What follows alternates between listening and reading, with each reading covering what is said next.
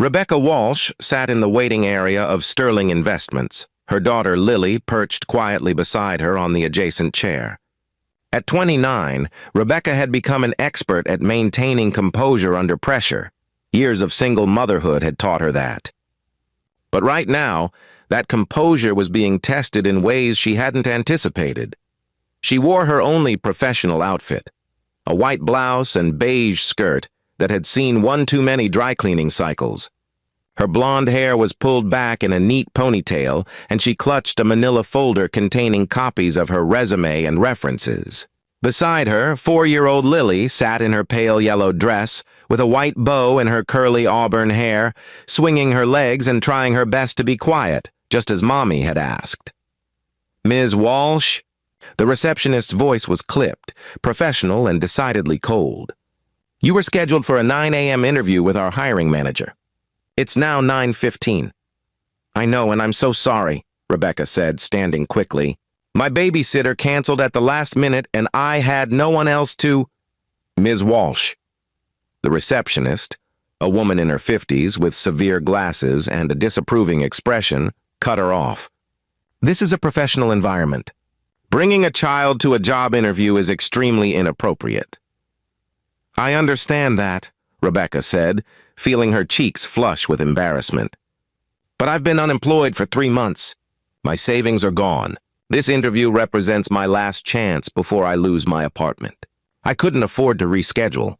I promise Lily will be perfectly quiet. You won't even know she's here."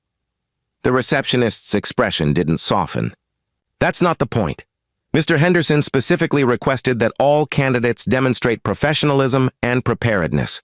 Arriving with a child suggests neither." "Please," Rebecca said, hating the desperation in her voice but unable to contain it. "Just 5 minutes with Mr. Henderson. If he decides it's inappropriate, I'll leave immediately." "But please, at least give me the chance to—" "Ms. Walsh, I think it's best if you leave now and perhaps reapply when your childcare situation is more stable." The receptionist was already picking up the phone. "Security can escort you out if necessary." Rebecca felt tears prick her eyes. She'd been so careful, so prepared. She'd studied Sterling Investments' portfolio, memorized the company's mission statement, practiced her responses to potential interview questions until she could recite them in her sleep. This position, senior financial analyst, was perfect for her background. The salary would change her life, would give Lily the stability she deserved. And it was slipping away because her babysitter's daughter had gotten sick and Rebecca had no backup plan. No family to call, no safety net. "Mommy?" Lily tugged on her hand, her blue eyes worried. "Did I do something wrong?" "No, baby," Rebecca whispered, kneeling down to Lily's level. "You've been perfect. Mommy we need to go." "Is it because of me?" Lily asked, her small voice breaking. "The lady doesn't like me being here?" Rebecca felt her heart shatter. "It's not about you, sweetheart. It's complicated." "I think it's quite simple, actually." The deep male voice came from behind them. Rebecca turned to see a man in an impeccably tailored navy suit standing in the doorway that led to the inner offices. He was perhaps 35, with dark hair, sharp features, and eyes that were currently fixed on the receptionist with an expression that could only be described as displeasure. "Mr. Sterling!" The receptionist shot to her feet, her face pale. "I didn't know you were in the building today. I thought you were at the downtown office." "Clearly," the man said dryly. His gaze shifted to Rebecca and Lily, and his expression softened slightly. "Ms. Walsh? Rebecca Walsh? Here for the senior financial analyst interview?" "Yes," Rebecca managed, confused. "But I was told—" The receptionist said I should leave. I heard what the receptionist said. "Mr. Sterling," and Rebecca's mind was racing now because Sterling, as in Sterling Investments, which meant this wasn't just some manager, but potentially the Sterling, walked fully into the waiting area. "And I'm countermanding that instruction. Ms. Walsh, would you and your daughter please come with me?" He turned to the receptionist, and his voice dropped to a tone that was somehow more intimidating for being so quiet. "Mrs. Patterson, we'll be having a conversation about company policy and human decency later." Please hold all my calls. Rebecca grabbed Lily's hand and followed Mr. Sterling through the door and down a hallway lined with glass-walled offices. He led them to a large corner office with floor-to-ceiling windows overlooking the city, and gestured for them to sit in the comfortable chairs across from his massive desk. Only then did Rebecca notice the nameplate. Alexander Sterling, CEO. The CEO. She'd been about to be escorted out by security, and the CEO had intervened. Mr. Sterling, I'm so sorry about the confusion, Rebecca began, but he held up a hand. There's no confusion. Ms. Walsh, and you have nothing to apologize for. He sat down and looked at Lily with a gentle smile. And who is this lovely young lady? Lily, who'd been remarkably quiet through the entire ordeal, looked up at him with wide eyes. I'm Lily, I'm 4 years old. Mommy said I had to be very quiet because this is important.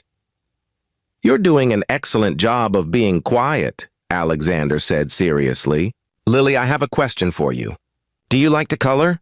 Lily nodded enthusiastically. Good, because I happen to have a special office supply drawer that has coloring books and crayons.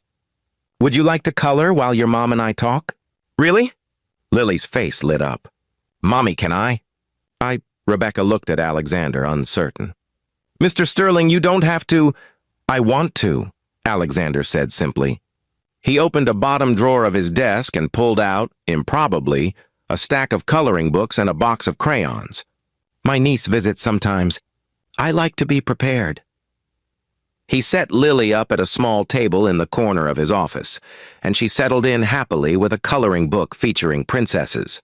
Once she was absorbed in her activity, Alexander turned back to Rebecca. Now then, Ms. Walsh, I've reviewed your resume and I'm very impressed.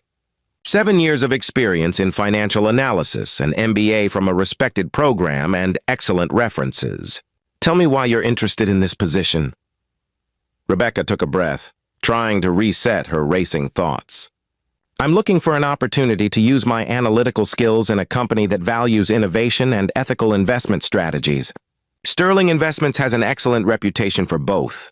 I believe my experience in risk assessment and portfolio analysis would be a strong asset to your team. They talked for 45 minutes about financial modeling, investment strategies, market analysis, and Rebecca's previous work experience. Despite the unconventional circumstances, Rebecca found herself relaxing into the interview. Alexander was sharp, insightful, and genuinely interested in her perspectives. He asked challenging questions, and Rebecca met each one with thoughtful, well-reasoned responses.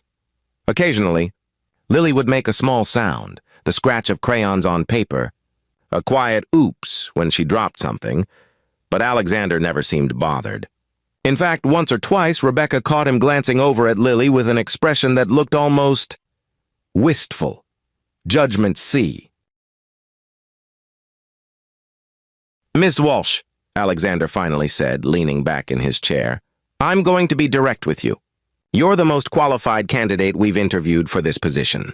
Your technical skills are excellent, your references are glowing, and this conversation has only reinforced my initial impression from your resume. Rebecca felt hope bloom in her chest. Thank you, Mr. Sterling. However, Alexander continued, and Rebecca's heart sank, I need to address what happened in the waiting area. Tell me what occurred before I arrived. Rebecca swallowed hard. Your receptionist told me it was inappropriate to bring Lily to the interview. She said I should leave and reapply when my childcare situation was more stable. And why did you bring your daughter? Rebecca met his eyes directly. My babysitter canceled this morning because her own daughter was sick. I have no family in the area. My parents died in a car accident 5 years ago, and I'm an only child.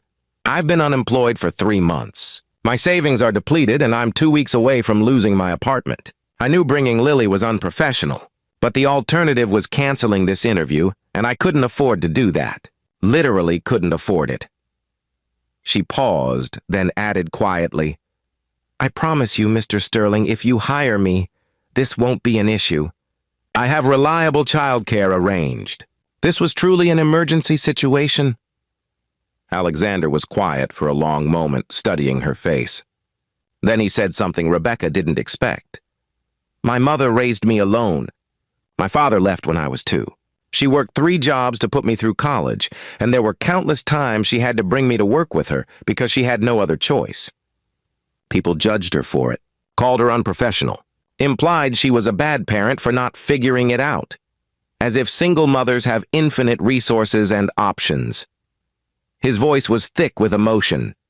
She died of a heart attack when I was 25, stress and exhaustion from years of working herself to the bone. Before she died, she told me that if I ever had the chance to help someone in her situation, I should take it. Because nobody helped her, nobody gave her grace or understanding. They just judged. Rebecca felt tears streaming down her face. "I'm so sorry." "Don't be sorry," Alexander said gently. "Be ready to start on Monday. The position is yours, Ms. Walsh. Full salary, benefits, and because I've just decided to implement a new policy, Sterling Investments will now offer on-site childcare for employees with children under school age. You'll be our first participant in the program." Rebecca couldn't speak. She just stared at him, unable to process what she was hearing. You're giving me the job?" she finally managed. "Yes, and I'm going to personally ensure that Mrs. Patterson understands that turning away a qualified candidate because they had the audacity to be a single parent in an emergency situation is not reflective of Sterling Investments' values." He smiled slightly. "In fact, you've inspired a change that will benefit many employees. I should be thanking you." "I don't know what to say," Rebecca whispered. "Say you'll be here Monday at 8 a.m., Alexander replied. "And bring Lily. We'll get the child care center set up in the next few weeks, but until then, my assistant Sarah is excellent with children and has offered to help during the transition period." Lily chose that moment to come over with her coloring book. "Mr. Sterling? I colored this one for you, to say thank you for the crayons." She held out a page showing a somewhat abstract interpretation of what might have been a castle or possibly a spaceship, rendered in enthusiastic purple and yellow. Alexander took the picture with the same seriousness he'd shown throughout the interview. "This is beautiful, Lily, thank you. I'm going to hang this in my office."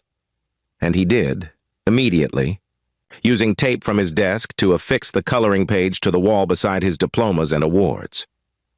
3 years later, Rebecca Walsh sat at her own desk. She'd been promoted to Director of Investment Strategy 6 months ago, reviewing quarterly reports. Through the glass wall of her office, she could see the company's child care center on the floor below, where Lily was now 7 and participating in the after-school program Sterling Investments had added to complement their daycare services.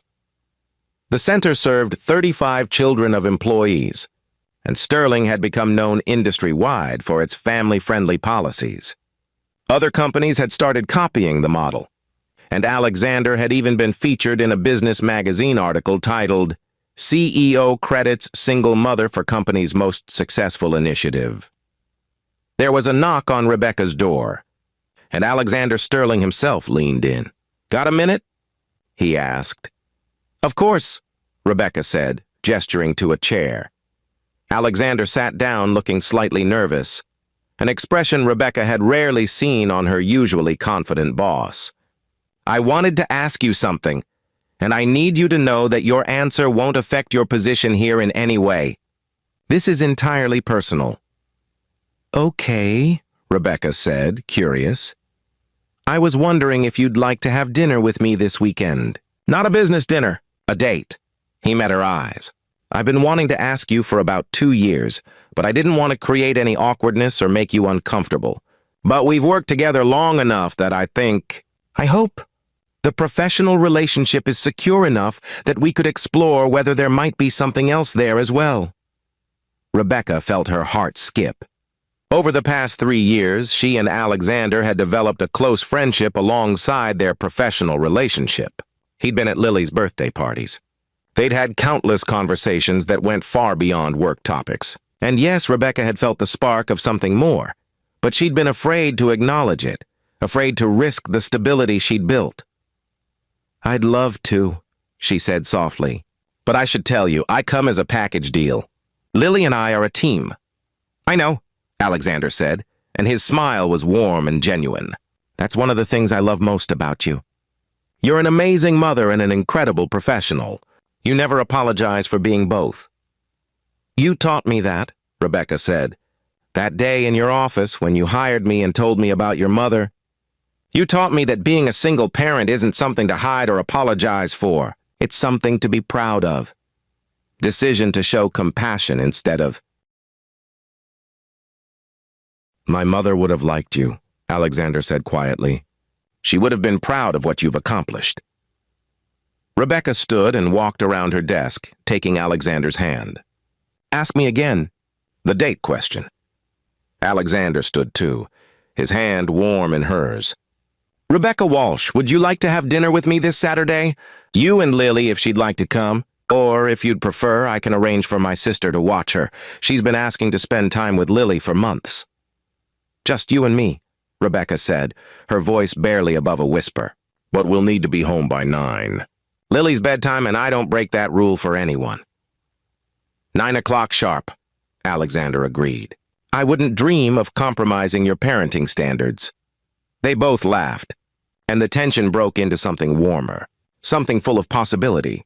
5 years after that first disastrous interview, the one where Rebecca had been minutes away from being escorted out by security, she stood at the front of a conference room addressing Sterling Investments' annual company meeting. Beside her stood Alexander Sterling, now not just her CEO, but her fiancé, and in the front row sat 9-year-old Lily, beaming with pride. When I walked into this building 5 years ago, Rebecca told the assembled employees, I was desperate, nearly homeless, and being told to leave because I'd committed the crime of being a single mother with a child care emergency. One man shanked my life, but more importantly, it changed this company.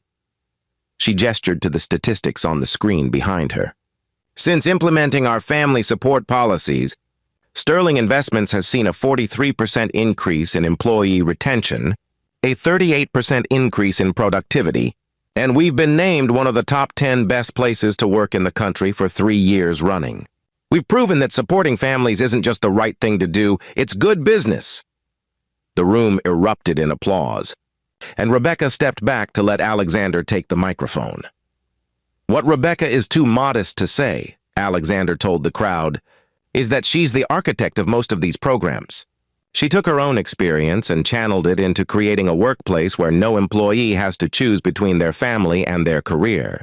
She's shown us that true leadership means seeing people, really seeing them in their complete, complicated, beautiful humanity. He turned to Rebecca, and his voice softened. 5 years ago, a remarkable woman walked into my office with her daughter and reminded me of what my mother taught me, that we help each other, that we show grace, that we recognize that everyone is fighting battles we know nothing about, and the least we can do is not make those battles harder. Later that evening, back in Rebecca's apartment, which was now a comfortable 3-bedroom that she could easily afford, the 3 of them sat on the couch together. Lily was sandwiched Rebecca and Alexander, chattering about her day at school. And Mr. Sterling, Alex, Lily paused, looking at Alexander with thoughtful eyes.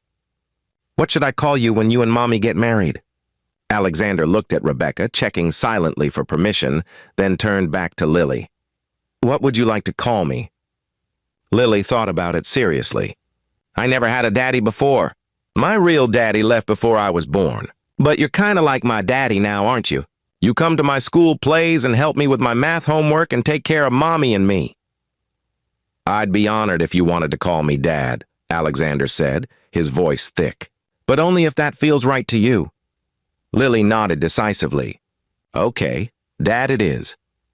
She said it casually, as if she hadn't just given Alexander the greatest gift he'd ever received, and went back to her story about school. Over Lily's head, Rebecca and Alexander's eyes met, both shining with tears of gratitude for the unexpected family they'd built from a moment of crisis and compassion. Because sometimes, the worst moments of our lives lead to the best outcomes. Sometimes desperation leads to opportunity. Sometimes, when one door is slammed in our face, another opens, not because of our perfection or preparedness, but because someone chooses to see our humanity. Rebecca had walked into Sterling Investments as a desperate single mother, clutching her last hope and her daughter's hand. She'd been judged, dismissed, and told to leave. But one man had seen past the inappropriate situation to the qualified candidate and struggling parent who simply needed a chance. One man had remembered his own mother's struggles and decided to offer the grace she'd never received. And from that single moment of compassion, built on the foundation of one man's painful past and one woman's desperate present, had grown something beautiful, a family, a company transformation, a ripple effect of positive change that touched hundreds of lives. Sometimes the most professional thing we can do is remember that we're all human first, that behind every resume is a person with a story, that compassion and business success aren't mutually exclusive. In fact, they might be inextricably linked. And sometimes, the best business decision a CEO can make is to ignore the receptionist and open the door himself.